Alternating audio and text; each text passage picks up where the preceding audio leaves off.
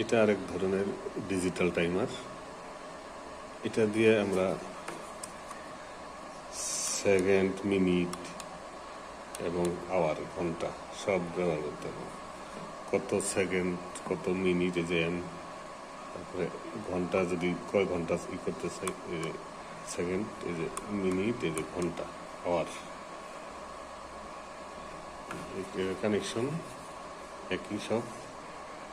2 আর 7 পাওয়ার, 4 হচ্ছে normally close, 5 normally open. এদিকে 6 হচ্ছে নর্মালি ওপেন, 5 হচ্ছে নর্মালি ক্লোজ। কত ভোল্টের সব এখানে দেওয়া আছে।